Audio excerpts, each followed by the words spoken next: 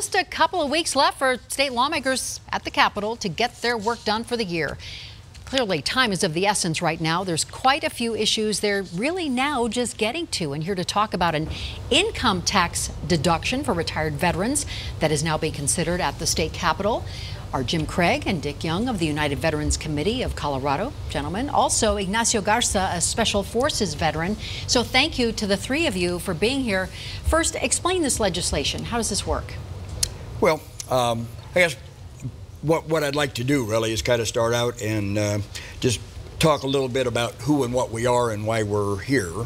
You know, I am the president of the United Veterans Committee of Colorado, and we're an organization made up of organizations. We have approximately 50-some veteran service organizations that represent about 450,000 veterans in the state. Okay. And one of the issues that has come up is as these veterans get to the expiration of their term of service or when they retire, they have choices to make.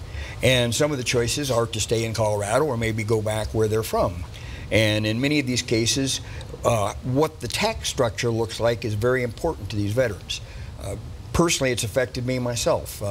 My son is transitioning out of the Army. He did a combat tour in Afghanistan.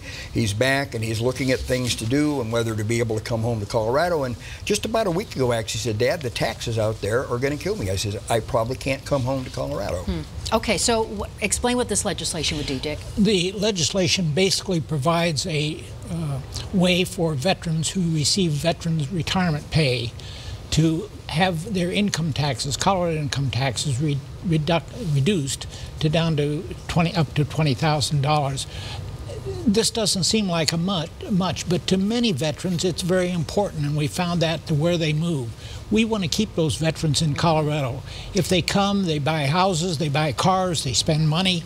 We want them to stay in Colorado, and for veterans, this is a very important issue. And so, Ignacio, this applies to you directly, correct? So how would this change your life? What would this do for someone like you? Well, again, veterans have choices, and you know, tax breaks is not necessarily the only thing that they consider, where their family, where they're from, are all considerations, and how far their retirement dollars will go. An average retirement is not enough for a retiree to live off of for the rest of their lives. So most of them have a second career and pick up a second career, and that's where we're looking at the investment in Colorado, is bringing that talent to the state, and that second career is where that additional revenue will come from. Yeah, because you really do see this as an economic driver for Colorado. Absolutely. To have a bill like this. Absolutely. Because of that second career? It's the second career. It's, you know, your spouse's career, because most families have dual careers now. The GI Bill that we bring with us that will be utilized at Colorado schools. You know, you're paying for your home, you're paying income tax and property tax on your home, sales tax. All of those things are economic drivers for the state. And you know, veterans don't have an issue paying their taxes. We're not looking for handouts. We want to contribute to the state. We want to help make Colorado, you know, competitive for those retirees. And there's 2.2 million each year that retire. So this is the third time that you effort this bill. What's holding the legislature back? We're trying to find out. Well, go ahead. So it's passed the Senate twice, and it's died on the House each time. Last year it died in appropriations. It just never got a vote.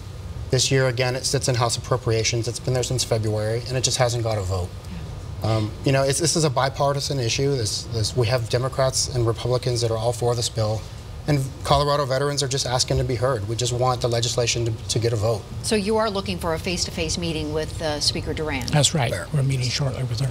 So you do have plans to meet with her directly? This afternoon. Okay, well, we hope that goes well for you. And what do you think your chances are this year of getting this passed? Well, this is the perfect opportunity. We have bipartisan support, and Colorado has a surplus. The money is there, the support is there. We just want our veterans to get the vote they deserve. All right. Well, gentlemen, thank you so much for being here. We wish you luck with your effort, and as you said, we also need to support our veterans. So you know, we'll be interesting to see what our legislature does. Thank you very much. All right, be right back.